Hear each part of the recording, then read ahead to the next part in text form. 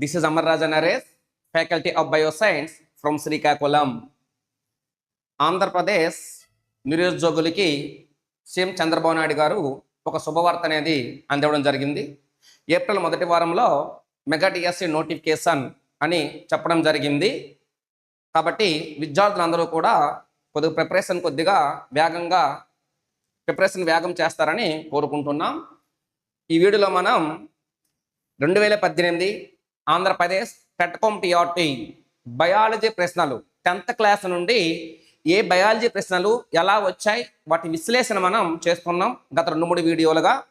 ఇంకా remaining bits అనేవి కొన్ని ఉన్నాయి, అవి ఈ వీడియోలో మనం కంప్లీట్ చేద్దాం. క్లియర్ కదండి? 10th క్లాస్ బయాలజీ నుండి 2018 టెట్కామ్ టీఆర్టీలో వచ్చే బిట్స్ అనేది మనం అనాలిసిస్ చేస్తున్నాం. బోర్డు పైన ప్రశ్న ఉంది, ఒకసారి అబ్జర్వ్ చేయండి. చూడండి, ఘన పదార్థాలు లేని కణజాల ద్రవం అన్నాడు. ఘన పదార్థాలు లేని కణజాల ద్రవం. ఆప్షన్ 1 రక్తం, 2 శ్వాసరసం, శరీర కుహర ద్రవం, మిథ్యా శరీర కుహర ద్రవం అన్నాడు. చూద్దామండి ఒక్కసారి. ఘన పదార్థాలు లేని కణజాల ద్రవం అన్నాడు. కరెక్ట్ అబ్జర్వ్ చేయండి. మన శరీర భాగాలన్నింటికి అంటే కణాలన్నింటికి పోషక పదార్థాలను పంపించేది రక్తం. శరీర భాగాలన్నింటికి పోషక పదార్థాలను పంపించేది ఎవరంటే రక్తం. రక్తం అనేది రక్త నాళాల ద్వారా ప్రయాణించి చివరగా కణాలకు చేరుతుంది. కణాలకి చేరినప్పుడు కాన్సెప్ట్ చూడండి, ఇది రక్తనాళం అనుకోండి, ఇవి కణాలు. కణాల సమూహాన్ని మనం ఏమని పిలుస్తామంటే కణజాలం అంటామండి. కణాల సమూహాన్ని ఏమంటామంటే కణజాలం అంటాం. ఇవి చూడండి ఒక్కసారి, ఇది ధమని అనే రక్తనాళం, ఇది సిర అనే రక్తనాళం. ఈ రెండింటిని కలుపుతూ ఉండేవే రక్తకేశ నాళికలు అండి. రెండింటిని కలుపుతూ ఉండేవి ఎవరంటే రక్తకేశ నాళికలు. రక్తకేశ నాళికలు ఆ రెండింటిని కలుపుతూ ఉంటాయండి. ఇక్కడ రక్తము ద్వారా పోషక పదార్థాలు వస్తాయి. ఈ పోషకాలతో కూడిన ద్రవ పదార్థం రక్తకేశ నాళికల నుండి కణాలకు వస్తాయండి. కణాల సమూహమే కణజాలం. అంటే రక్తములోని పోషకాలతో కూడిన ద్రవ పదార్థం కణజాలాలకు చేరుతుంది. దానినే కణజాల ద్రవం లేదా శోషరసం అంటారండి. క్లియర్? అంటే రక్తములో ఘన పదార్థాలు ఉంటాయి, అదేవిధంగా ద్రవ పదార్థాలు కూడా ఉంటాయండి. క్లియర్? ఘన పదార్థాలు లేని రక్తాన్నే ఇక్కడ కణజాల ద్రవం లేదా శోషరసం అంటారు. క్లియర్? ఘన పదార్థాలు లేని రక్తము కణజాల ద్రవం లేదా శ్వాసరసం అంటారు. ఎందుకంటే సింపుల్గా మనకు బిడ్డ ఏమి ఇచ్చాడు, ఘన పదార్థాలు లేని కణజాల ద్రవం అన్నాడు. అంటే ఘన పదార్థాలు లేని కణజాల ద్రవం ఎవరండి? శోషరసం. అంటే ఈ ప్రశ్నకు ఆన్సర్ ఎవరంటే శోషరసం. సెకండ్ ఆప్షన్ లో శోషరసం ఉందండి. శోషరసం అనేది కరెక్ట్ ఆన్సర్. క్లియర్? ఇది ఈ ప్రశ్న అనేది ప్రసరణ పదార్థ రవాణా వ్యవస్థ. ప్రసరణ పదార్థ రవాణా వ్యవస్థ అనే 10th క్లాస్ నుండి వచ్చిన ప్రశ్న అండి. అందులో సబ్ టాపిక్ శ్వాసరస వ్యవస్థలో ఈ ప్రశ్న ఉంది. ఓకే, నెక్స్ట్ ప్రశ్న మనం ఒకసారి అబ్జర్వ్ చేద్దామండి. నెక్స్ట్ క్వశ్చన్ ఒకసారి చూడండి. సెకండ్ క్వశ్చన్ చూడండి ఒకసారి. సెకండ్ క్వశ్చన్ మనం చూద్దాం. ఒకసారి చూడండి, ఒకసారి అబ్జర్వ్ చేద్దాం. Second question. ఓకే, అనిసేక జననములో డ్రోనులు వీటి నుండి ఏర్పడతాయి అన్నాడు. ఆప్షన్ 1 ఫలదీకరణం చెందని అండం, ఫలదీకరణం చెందిన అండం, ఏకస్థితిక సంయుక్త బీజం, ద్వయస్థితిక సంయుక్త బీజం అన్నాడు. ముందుగా మనం డ్రోనులు అంటే ఏమిటో చూద్దామండి. డ్రోనులు అంటే మగ తేనెటీగలు అండి.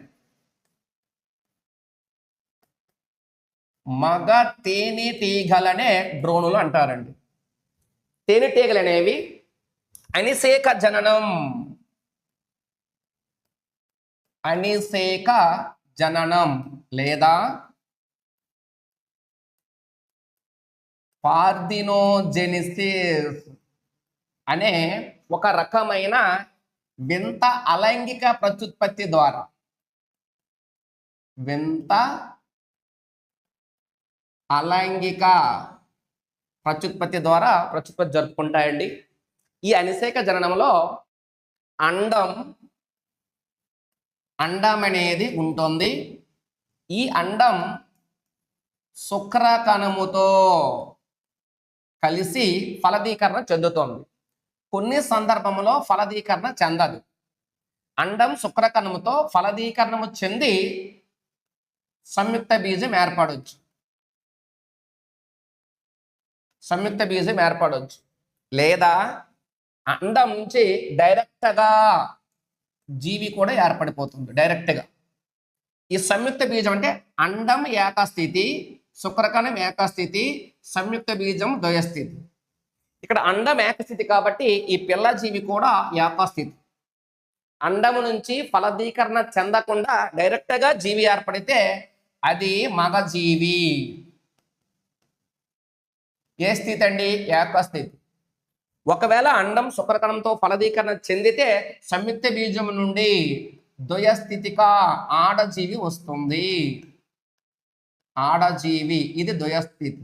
ఇటువంటి వింత ప్రత్యుత్పత్తినే అనిసేక జననం అంటారు. బిట్టు చూడండి, మనకి అనిసేక జననంలో డ్రోనులు, వీటి నుండి డ్రోనులు అంటే మగ తేనెటీగలు. అంటే ఏంటి? ఫలదీకరణ చెందని అండం. డైరెక్ట్గా ఫస్ట్ ఆప్షన్లోనే ఉందండి. ఫలదీకరణ చెందిన అండం అంటే ఆడజీవి. ఈ రెండు కావు నార్మల్. ఇది సంయుక్త బీజం ద్వయస్థితి కానీ నార్మల్. చూడండి, ఫలదీకరణ చెందని అండం నుంచి డ్రోనులు ఏర్పడతాయి. మరి ఈ ప్రశ్న అనేది 10th క్లాసులో ప్రత్యుత్పత్తి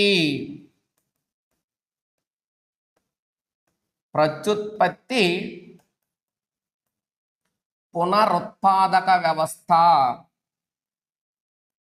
ప్రత్యుత్పత్తి పునరుత్పాదక వ్యవస్థ అనే 10th క్లాస్ నుంచి ఈ బిట్ రావడం జరిగింది.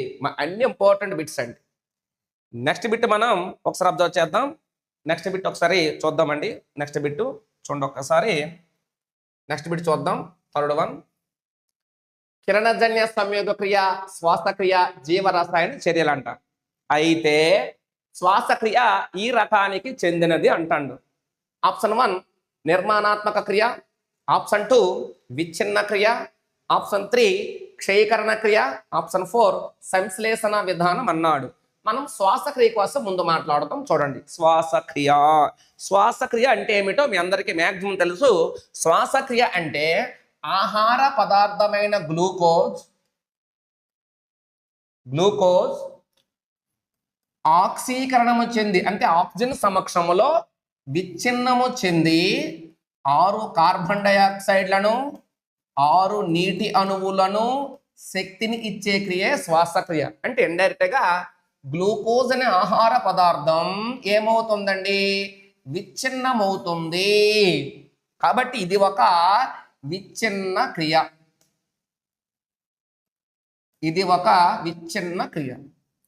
ఆక్సిజన్ కలిసింది కాబట్టి ఇది ఒక ఆక్సీకరణ క్రియ.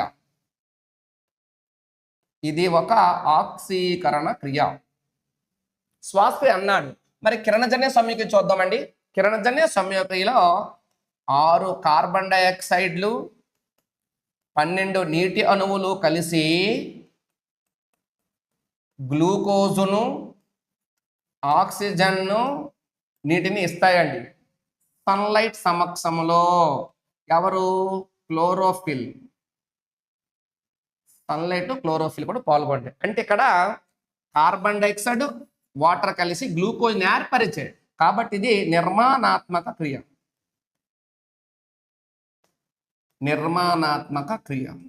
ఇక్కడ కార్బన్ డైఆక్సైడ్కి హైడ్రోజన్ పరమాణువులు కలుస్తాయి కాబట్టి ఇది ఒక క్షయకరణ క్రియ. ఇదండి. చూద్దాం. ఆప్షన్ మనకి శ్వాసక్రియ ఈ రకమైనది అన్నాడు. ఆప్షన్ 1 నిర్మాణాత్మక క్రియ అన్నాడు. కాదు.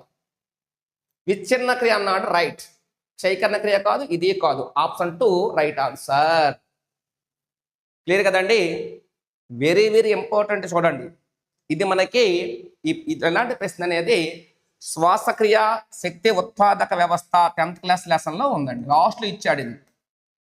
శ్వాసక్రియ శక్తి ఉత్పాదక వ్యవస్థ అని 10th క్లాస్ బిట్ అండి ఇది. క్లియర్? మరి నెక్స్ట్ ప్రశ్న మనం అబ్జర్వ్ చేద్దామండి. నెక్స్ట్ క్వశ్చన్ చూడండి ఒక్కసారి, చాలా ఇంపార్టెంట్ ప్రశ్న. ఒక ఆహారపు గొలుసులోని క్రింది అంశాలను చదివి వాటికి తగిన పేర్లను వరుసగా తెలపండి అన్నాడు. వరుసగా తగిన పేర్లు తెలపాలంట. చూద్దాం. ఏ, ఇవి మృత జీవుల అవశేషాలను విచ్ఛిన్నం చేస్తాయి. బి, వీటితో ఆహారపు గొలుసు ప్రారంభమవుతుంది అన్నాడు. చూద్దామండి ఒకసారి. ఆహారపు గొలుసు. ఆహారపు గొలుసులో యాక్చువల్గా ఉత్పత్తిదారులు, వినియోగదారులు, విచ్ఛిన్నకారులు అనే 3 స్థాయిలు ఉంటాయండి. సొంతంగా ఆహారాన్ని తయారు చేసుకునే జీవులే ఉత్పత్తిదారులు. ఎగ్జాంపుల్ మొక్కలు. వినియోగదారులు అంటే చూడండి, ఉత్పత్తిదారుల నుండి కానీ మొక్కలు జంతువులు రెండింటిని ఆహారంగా తీసుకునేవే వినియోగదారులు అండి. ఎగ్జాంపుల్ జంతువులు. విచ్ఛిన్నకారులు చూడండి, ఉత్పత్తిదారులు కానీ వినియోగదారులు కానీ చనిపోతే వీటి మృత కళేబరాల నుండి శక్తిని పొందే విచ్ఛిన్నకారులు. ఎగ్జాంపుల్ సూక్ష్మజీవులు. వినియోగదారులు మళ్ళీ రకాల, ప్రాథమిక వినియోగదారులు, ద్వితీయ వినియోగదారులు, తృతీయ వినియోగదారులు, ఉన్నత స్థాయి వినియోగదారులు రకాలు ఉంటాయి. ఆహారపు గొలుసు ఎప్పుడు కూడా దేనితో ప్రారంభమవుతుంది? ఉత్పత్తిదారులతో ప్రారంభమవుతుంది. ఇవి మృత జీవుల అవశేషాల నుండి శక్తిని పొందుతాయి. అదే ప్రశ్న ఇచ్చాడు చూడండి. ఇవి మృత జీవుల అవశేషాలను విచ్ఛిన్నం చేస్తాయి అన్నాడు. ఏంటండి? విచ్ఛిన్నకారులు.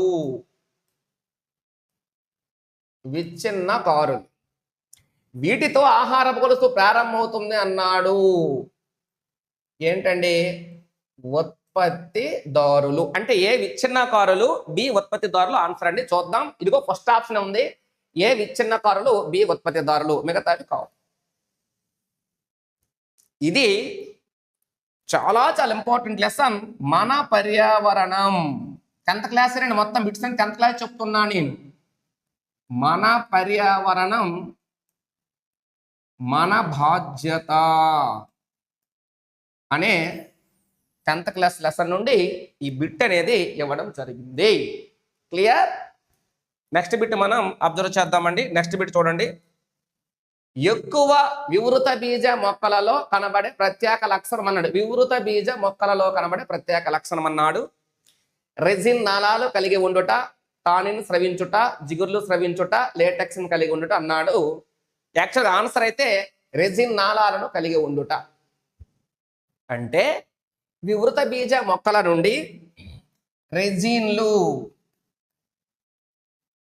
అనే ఒక రకమైన ద్వితీయ జీవక్రియ ఉత్పన్నాలు, వ్యర్థ పదార్థాలు ఉత్పత్తి అవుతాయి. ఈ రెజిన్లను వార్నిష్ తయారీలో ఉపయోగిస్తారండి. వార్నిష్లు. అదేవిధంగా టానిన్ అన్నాడండి. టానింగ్ పరిశ్రమల్లో ఉపయోగిస్తారండి. తోళ్ళ పరిశ్రమల్లో ఉపయోగిస్తారు. నెక్స్ట్ జిగుర్లు అన్నాడండి. జిగుర్లను బైండింగ్ కారకంగా ఉపయోగిస్తారండి. లేటెక్స్ అన్నాడు. ఈ లేటెక్స్ ను రబ్బర్ తయారీలో ఉపయోగిస్తారండి. లేటెక్స్ ను రబ్బర్ తయారీలో ఉపయోగిస్తారు. ఈ రెజిన్లోని ఉత్పత్తి చేసేవి వివృత బీజ మొక్కలండి. ఫైనస్ మొక్కలు. వివృత బీజాలు ఎగ్జాంపుల్ ఫైనస్ అండి. ఫైనస్. టానిన్లను ఉత్పత్తి చేసేవి తుమ్మ, తంగేడు, అకేసియా, కాసియా. వీటి సైంటిఫిక్ నేమ్ అండి. వాటి నుండి వస్తాయి. జిగుర్లు అనేవి వేప తుమ్మ నుండి వస్తాయండి. లేటెక్స్ అనేది లేటెక్స్ నాళాల్లో ఉంటుంది. రబ్బర్ మొక్క అనేది హీవియా బ్రెజిలియన్సిస్, హీవియా బ్రెజిలియన్సిస్ అనే మొక్క యొక్క లేటెక్స్ నుండి తయారు చేస్తారు. చికెల్ మొక్క లేటెక్స్ నుండి చూయింగ్ గమ్, జట్రోపా మొక్క లేటెక్స్ నుండి బయోడీజిల్ తయారు చేస్తారు. ఇక్కడ ఆప్షన్ 1 అనేది రైట్ ఆన్సర్ అండి. క్లియర్? నెక్స్ట్ ప్రశ్న మనం ఒకసారి అబ్జర్వ్ చేద్దామండి. నెక్స్ట్ క్వశ్చన్ చూడండి. రక్త స్కందనములకు సంబంధించిన వాస్తవాలను గుర్తించండి అన్నాడు. చూడండి, ఇంతకు ముందు ప్రశ్న విసర్జన వ్యర్థాల తొలగింపు వ్యవస్థ నుండి వచ్చిందండి. ఇది విసర్జన వ్యర్థాల తొలగింపు వ్యవస్థ, 10th క్లాస్. విసర్జన వ్యర్థాల తొలగింపు వ్యవస్థ నుండి వచ్చింది. చూడండి, ఇప్పుడు వీటి చూడండి ఒకసారి. రక్త స్కందనమునకు సంబంధించిన వాస్తవాలను గుర్తించండి అన్నాడు. క్లియర్? రక్తం గడ్డకట్టడం వాస్తవాలు అన్నాడు. ఇక్కడ బిట్లు ఎర్ర రక్త కణాలు థ్రాంబోకైనేజ్ ఉత్పత్తి చేస్తాయన్నాడు. థ్రాంబోకైనేజ్ ప్రోత్రాంబిన్ ని థ్రాంబిన్ గా మార్చునన్నాడు. థ్రాంబిన్ ఫైబ్రినోజన్ ను ఫైబ్రిన్ గా మార్చును. ఫిల్లోక్వినోన్ రక్తం గడ్డకట్టడం ఆలస్యం చేస్తుంది అన్నాడు. చూద్దామండి ఒక్కసారి. రక్త స్కందన, రక్త స్కందన ప్రక్రియను మన రక్తములో ఉండే రక్త ఫలకికలు, ఇవే థ్రాంబోసైట్స్ అంటారు, ప్రారంభిస్తాయండి. ఈ రక్త ఫలకలు ఏం చేస్తాయంటే ఒక ఎంజైమ్ ఉత్పత్తి చేస్తాయండి. ఎంజైమ్ పేరే థ్రాంబోకైనేజ్. అంటే రక్త ఫలకిక నుండి థ్రాంబోకైనేజ్ రావాలంటే ఒక విటమిన్ అవసరమండి, కే. దీని యొక్క సైంటిఫిక్ నేమే ఫిల్లోక్వినోన్. అంటే అర్థం చూడండి, రక్తము త్వరగా గడ్డకట్టాలంటే విటమిన్ కే కూడా అవసరం. Very good. ఈ థ్రాంబోకైనేజ్ అనేది రక్తం గడ్డకట్టడంలో తోడ్పడే ఎంజైమ్. ఇదేం చేస్తుందంటే మన ప్లాస్మాలో రక్తాన్ని గడ్డకట్టించే ప్రోత్రాంబిన్, ఫైబ్రినోజ్ అనే ప్రోటీన్లు ఉంటాయండి. ఈ ప్రోత్రాంబిన్ అనేది యాక్చువల్గా థ్రాంబిన్ గా మారాలండి. ఈ ప్రోత్రాంబిన్ అనేది చైతన్య రహిత రూపం. దీని యొక్క చైతన్య రూపం థ్రాంబిన్. ప్రోత్రాంబిన్ థ్రాంబిన్ గా మారాలంటే ఒక ఎంజైమ్ అవసరం. ఎంజైమే థ్రాంబోకైనేజ్. ఫైబ్రినోజన్ ను ఫైబ్రిన్ గా మారాలండి, అప్పుడు రక్తం గడ్డ కడుతుంది. ఫైబ్రిన్ గా మారాలంటే కావలసింది థ్రాంబిన్, అప్పుడు రక్తం అనేది గడ్డ కడుతుంది. చూద్దాం ఆప్షన్స్. ఎర్ర రక్త కణాలు థ్రాంబోకైనేజ్ ని ఉత్పత్తి చేస్తాయన్నాడు. రాంగ్. రక్త ఫలకికను ఉత్పత్తి చేస్తాయి కాబట్టి ఈ ఆప్షన్ రాంగ్. థ్రాంబోకైనేజ్ ప్రోత్రాంబిన్ ని థ్రాంబిన్ గా మార్చును. రైట్. థ్రాంబిన్ ఫైబ్రినోజన్ ను ఫైబ్రిన్ గా మార్చును. రైట్. ఫిల్లోక్వినోన్ విటమిన్ కే అండి. ఇది రక్తం గడ్డకట్టను ఆలస్యం చేస్తున్నాడు. ఆలస్యం కాదండి, వేగవంతం చేస్తుంది. కాబట్టి బిసి ఇది రైట్ అండి. Option 3 right. బిసి. ఈ బిట్టు కూడా ప్రసరణ పదార్థ రవాణా వ్యవస్థ నుండి వచ్చింది. ప్రసరణ పదార్థ రవాణా వ్యవస్థ అనే 10th క్లాస్ లెసన్ నుండి రావడం జరిగింది. నెక్స్ట్ ప్రశ్న చూద్దాం. నెక్స్ట్ క్వశ్చన్ చూడండి ఒకసారి. నెక్స్ట్ క్వశ్చన్, ప్రాచీన జీవ యుగాలలో నివసించి ప్రకృతిలో సహజంగా భద్రపరచబడిన జీవుల అవశేషాల గురించి తెలిపే శాస్త్రం. సింపుల్గా ప్రాచీన జీవయుగాలలో నివసించి ప్రకృతి సహజంగా భద్రపరిచిన జీవుల అవశేషాలే శిలాజాలండి, ఫాసిల్స్ అంటారు. శిలాజాల గురించి అధ్యయనాన్ని పురాజీవ శాస్త్రం అంటారు. పురాజీవ శాస్త్రం.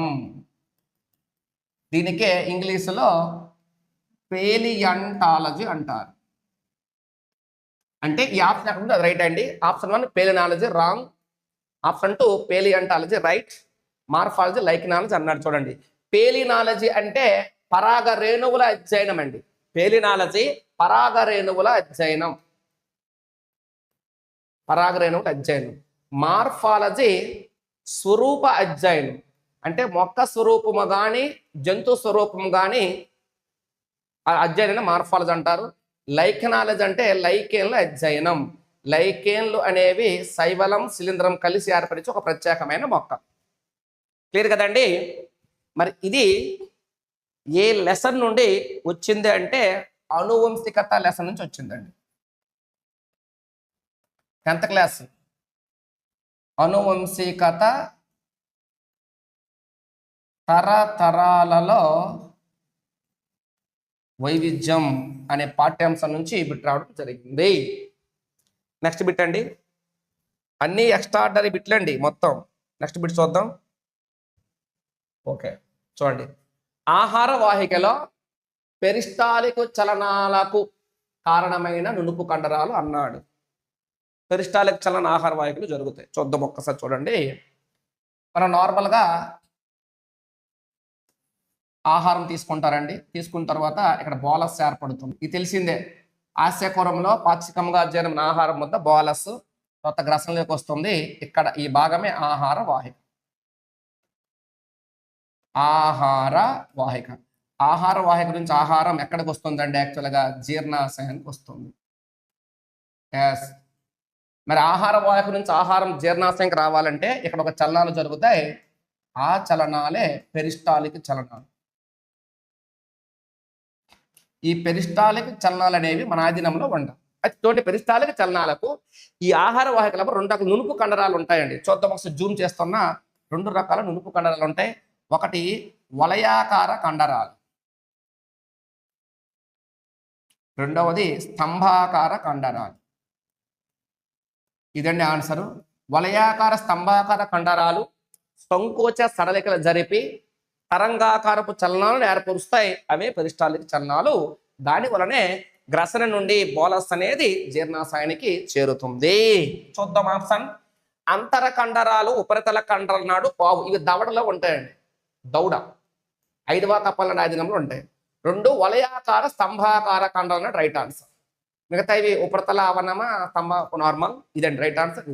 చాలా ఇంపార్టెంట్ బిట్ ఇది. ఈ బిట్ అనేది జీవక్రియల్లో సమన్వయం నుంచి వచ్చిందండి. జీవక్రియలలో సమన్వయం అనే పాఠ్యాంశం నుండి ఈ బిట్ రావడం జరిగింది. ఓకే, నెక్స్ట్ బిట్ ఒకసారి చూడండి. ఒక్కసారి నెక్స్ట్ బిట్, ప్రకృతి వర్ణం అనగా. అద్భుతమైన బిట్ అండి. ప్రకృతి వర్ణం అనే సిద్ధాంతాన్ని కనుగొన్నది చార్లెస్ రాబర్ట్ డార్విన్.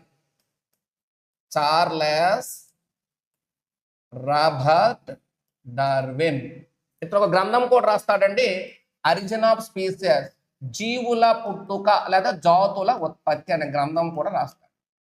ఇతను ప్రకృతి వర్ణంలో ఒక మాట అంటాడండి, ఏదైనా ఒక జీవి జీవించాలా నశించాలా ప్రకృతి మాత్రమే నివసిస్తుంది అంటాడు. అద్భుతమైన చూడండి, జీవి జీవించాలా లేక నశించాలా అనేది ఎవరు నిర్వహిస్తారంట? ప్రకృతి నిర్వహిస్తుందట. అదే ప్రకృతి వర్ణ సిద్ధాంతం. ప్రకృతి ఏదైనా ఒక పెట్టగుడిలో 4 పెట్టలు ఉండేటప్పుడు ఎక్కువగా తుఫాను విపరీతమైన వర్షం పడుతున్నప్పుడు అందులో కొన్ని పెట్టలు బ్రతికాయి, కొన్ని పెట్టలు చనిపోయాయి. దానికి కారణం ఎవరు? ప్రకృతి అని అంటాడు ఈ చార్లెస్ రాబర్ట్ డార్విన్. ప్రకృతి వర్ణం అంటే అర్థం ఒక జీవి మనుగడ సాగించాలా నశించాలనేది ప్రకృతి నిర్వహిస్తుంది. క్లియర్ కదండి? ప్రకృతి వర్ణం అనగా ప్రకృతిలోనే అన్ని జీవులు నశించాల్సిందే, తప్పు. వైవిధ్యాలు ఎల్లోజోమ్స్ వాళ్ళ ద్వారా అర్జించబడతాయి, తప్పు. ఒక జీవి నశించాలా జీవించాలా ప్రకృతి మాత్రమే నిర్ణయిస్తుంది. Third option right. సజీవుల సంఖ్యను ప్రకృతి నిర్ణయించదు, ఇది కూడా తప్పే. క్లియర్ కదండి? వైవిధ్యాలు ఎల్లోజోమ్స్ ద్వారా ఏర్పడవచ్చు, ఎందుకంటే అవి లైంగిక క్రోమోజోమ్ ద్వారా ఏర్పడవచ్చు, కానీ ప్రకృతి వర్ణం అంటే అది కాదు. కాబట్టి ఆప్షన్ 3 రైట్. ఇది కూడా అనువంశికత తరతరాల్లో వైవిధ్యం నుంచి వచ్చిందండి. చూడండి, ఒక పేపర్లో కాదు అన్ని పేపర్లలో కలిపి బిట్లు ఇవి. అనువంశికత తరతరాల్లో వైవిధ్యం అనే 10th క్లాస్ లెసన్ నుండి వచ్చింది. చూడండి నెక్స్ట్ ప్రశ్న, మానవుని జీర్ణ వ్యవస్థ విధులు ఈ క్రమంలో జరుగుతాయి. ఎక్స్ట్రాడినరీ బిట్ ఇది, కొంచెం కష్టం. మానవుని జీర్ణ వ్యవస్థ విధులు ఈ క్రమంలో జరుగుతాయి అన్నాడు. శ్వాసన, అంతర్గ్రహణము, జీర్ణక్రియ, మల విసర్జన. చూద్దామండి ఇందులో చూద్దాం. జీర్ణ వ్యవస్థలో కరెక్ట్ వినండి.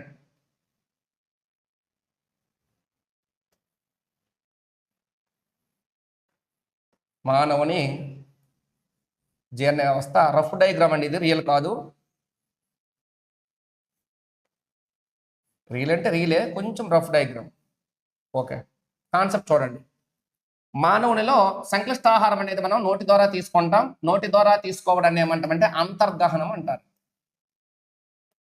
అంతర్గహనము. ఫస్ట్ అంతర్గహనం. రెండోది చూడండి, ఆస్యకురులకు వస్తేప్పటికి దంతాల సాయంతో చిన్న చిన్న ముక్కలు చేస్తామండి. దంతాలు సహాయముతో ముక్కలు చేయడాన్ని ఏమంటామంటే చూర్ణము చేయుట అంటామండి, చూర్ణం. తర్వాత ఇక్కడ ఆస్యకురంలో పాక్షికంగా జీర్ణం అవుతుంది. అంటే తరుడుది ఏటవుతుందంటే ఇక్కడ జీర్ణక్రియ. ఇక్కడ పాక్షికంగా జీర్ణం ఆహారాన్ని బోలస్ అంటారు. తర్వాత జీర్ణాశయంలో పాక్షికంగా జీర్ణం అవుతుంది, ఖైమ్ అంటారు. చిన్న ప్రేగులో పూర్తిగా జీర్ణం అవుతుంది, దాన్ని ఖైల్ అనొచ్చు. ఖైమ్ కాదు, ఖైల్. జీర్ణమైన ఆహారం రక్తంలోకి వెళ్తుందండి. జీర్ణమైన ఆహారం రక్తంలోనికి వెళ్ళే ప్రక్రియ ఏమంటారంటే శోషణ. రక్తం దానిని శరీర భాగాలకు తీసుకువెళ్తుంది. శరీర భాగాలకు తీసుకువెళ్ళడాన్ని ఏమంటామంటే స్వాంగీకరణ. స్వాంగీకరణ జరిగిన తర్వాత జీర్ణం కాని ఆహార పదార్థాలు పెద్ద పెక్కొచ్చి మలము తయారయ్యి వాయువు ద్వారా మలం బయటకు విసర్జించబడుతుంది. ఆ ప్రాసెస్ని ఏమన్నామంటే మల విసర్జన. అయితే ఈ ప్రశ్నలో అన్ని ఇవ్వలేదు, వాళ్ళు కొన్ని ఇచ్చారు. ఫస్ట్ ఎవరండి అంతర్గహనము ఉందా లేదండి? ఫస్ట్ మనం బి. ఓకేనండి, బి. సెకండ్ చూడండి ఆప్షన్స్ బట్టి చూర్ణం జీర్ణక్రియ కాబట్టి సి జీర్ణక్రియ. ఆప్షన్ బట్టి వెళ్ళిపోవాలి. జీర్ణక్రియ తర్వాత ఏం జరిగింది? శోషణ కాబట్టి ఏ. చివరిది ఏంటండి? మల విసర్జన. BCAD third option. ఇది రైట్ అండి. చాలా చాలా ఇంపార్టెంట్ బిట్ ఇది. ఈ బిట్ అనేది పోషణ ఆహార సరఫరా వ్యవస్థ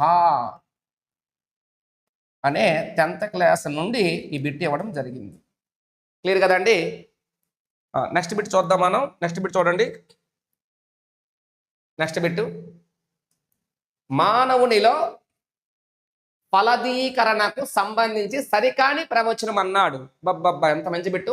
ఫలదీకరణకు సంబంధించి సరికాని వాక్యం మానవుల్లో అన్నాడు. క్లియర్?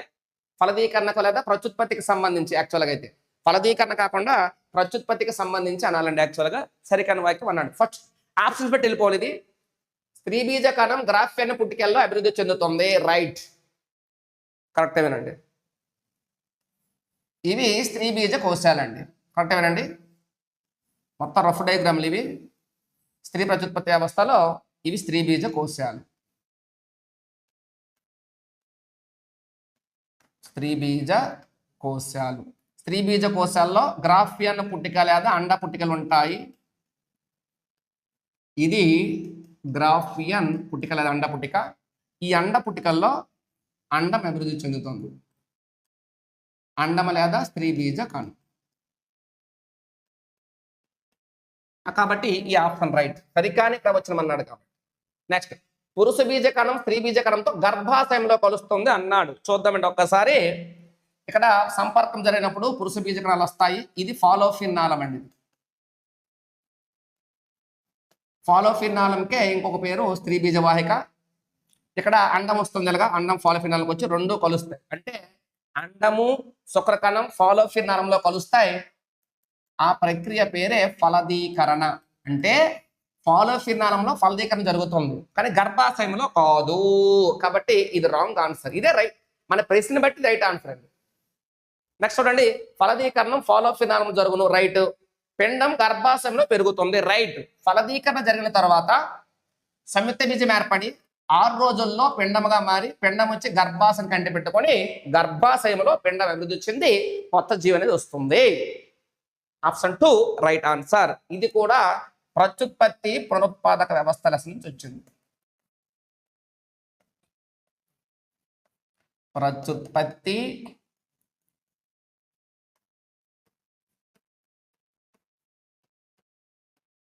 పునరుత్పాదక వ్యవస్థ లెసన్ నుండి రావడం జరిగింది. క్లియర్ కదండి? నెక్స్ట్ చూడండి ఒకసారి. లాస్ట్ బిట్ అండి ఇది. నాడీ కణాలకు సంబంధించి సరైన వాక్యం అన్నాడు. ఓకే, రణవీర్ కణుపులు అన్ని నాడీ కణాలకు ఉంటాయి. కణద్రవ్యంలో నిస్సంది కణికలు ఉంటాయి. కణములు విభజన చెందగలవు, యాక్సాను అనేక డంట్రాలు ఏర్పడతాయి అన్నాడు. ముందు నాడీ కణం కోసం చదువుదాం. మానవుల్లో అతి పొడవైన కణం నాడీ కణం. నాడీ కణాలకు విభజన చెందే శక్తి ఉండదండి. మళ్ళీ రావు, చెయ్యి కట్ అయిపోతే మళ్ళీ నాడుల్లో నాడీ కణాలు పోతాయి కాబట్టి మళ్ళీ రావు. ఇటువంటి నాడీ కణములో ప్రధానముగా ఒక 3 భాగాలు ఉంటాయండి. చూడండి ఒకసారి. నాడీ కణములో 3 భాగాలు ఉంటాయి. స్పష్టమైన కేంద్రకం ఉండే కేంద్రకము చుట్టూ ఉండే ద్రవ పదార్థం పేరే కణద్రవ్యం అండి. వీటిని కలిగి ఉండే ఈ భాగం పేరే సైటాన్ లేదా కణదేహం. ఈ కణదేహంలో అక్కడక్కడ నిశ్చల కణికలు ఉంటాయండి. నిశ్చల కణికలు అంటే కణదేహంలోని కణద్రవ్యంలో నిశ్చల కణికలు ఉంటాయి. ఈ కణదేహం నుండి అనేక సంఖ్యలో పొట్టి నిర్మాణాలు ఏర్పడతాయి. వీటి పేరే డెండ్రైట్లు. కణదేహం నుంచి ఒకే ఒక్క నిర్మాణం ఏర్పడుతుంది. దీని పేరే యాక్సాన్. యాక్సాన్ ఆవరిస్తూ మైలిన్ తొడుగు ఉంటుందండి. మైలిన్ తొడుగు ఉంటుంది. ఎందుకులే మైలిన్ తొడుగు మధ్యలో ఉండే ఖాళీ ప్రదేశాలే రణవీర్ కణుపులు. మైలిన్ తొడుగు ఉన్న నాడీ కణాలను మైలిన్ సహిత నాడీ కణాలని, మైలిన్ తొడుగు లేని నాడీ కణాలను మైలిన్ రహిత నాడీ కణాలు అంటారు. మరి మైలిన్ తొడుగు లేకపోతే రణవీర్ కణుపులు ఉండవు. క్లియర్? చూడండి ఒకసారి ప్రశ్న. రణవీర్ కణుపులు అన్ని నాడీ కణాలకు ఉంటాయి అన్నాడు. అన్నిటికీ ఉండవు. రాంగ్. కణద్రవ్యములో నిశ్చల కణికలు ఉంటాయి. కణద్రవ్యం ఉన్నాయి కాబట్టి రైట్. ఆన్సర్ అయితే ఇదేనండి. ఈ ప్రశ్న ఆన్సర్. కణములు విభజన చెందగలవు అన్నాడు. విభజన చెందే శక్తి లేదు నాడీ కణాలకు. యాక్సాన్ నుండి అనేక డెండ్రైట్లు ఏర్పడతాయి. యాక్సాన్ నుంచి కాదు, కణదేహం నుంచి ఏర్పడతాయి. కాబట్టి ఆప్షన్ 2 రైట్ ఆన్సర్. ఇది నియంత్రణ సమన్వయ వ్యవస్థ నుంచి వచ్చింది బిట్టు. నియంత్రణ సమన్వయ వ్యవస్థ. Maximum last time DSC Andhra Pradesh TET cum TRT ఎస్జిటిలో 10th క్లాస్ బయాలజీ నుంచి నియర్లీ ఒక 35 బిట్స్ వచ్చాయి. మ్యాక్సిమం అన్ని బిట్లు కూడా మనం ఎక్స్ప్లెయిన్ చేసామండి. ఇచ్చిన బిట్టు టైప్ ఇస్తే ఒక 2 బిట్లు చేయలేదు, అంతేనే అన్నీ చేసాం. ఏ విధంగా ప్రశ్నల కాఠిన్యత ఉందో ఈ వీడియోల ద్వారా మీకు అర్థమవుతాయి. 3 వీడియోలు చేశానండి దీని మీద నేను. మీరు కరెక్ట్గా అబ్జర్వ్ చేసుకుంటే మంచిది. క్లియర్ కదండి? అదేవిధంగా సిలబస్ విశ్లేషణ ఎస్జిటి సిలబస్ విశ్లేషణ కూడా చేయబోతున్నానండి. ఆ వీడియో కూడా మీరు చూస్తే మీకు కొంత క్లారిటీ వస్తుంది. క్లియర్ కదండి? టోటల్ బయాలజీ వీడియోస్ కావాలనుకుంటే స్కూల్ అసిస్టెంట్ కానీ ఎస్జిటి కానీ ఆల్ కాంపిటేటివ్ తెలంగాణ ఆంధ్రప్రదేశ్లో ఎవరికైనా వీడియోస్ కావాలంటే నరేష్ బయోసైన్స్ యూట్యూబ్ ఛానల్లో వీడియోస్ చూసి నచ్చితే నరేష్ బయోసైన్స్ యాప్ డౌన్లోడ్ చేసుకొని తక్కువ ధరకే వీడియోస్ పర్చేజ్ చేసుకోగలరు. ముఖ్య గమనిక, అకాడమీ టెక్స్ట్ బుక్ పక్కన పెట్టి వీడియోస్ చూడగలరు. క్లియర్? బాయ్. నెక్స్ట్ వీడియోలో మళ్ళీ కలుద్దాం.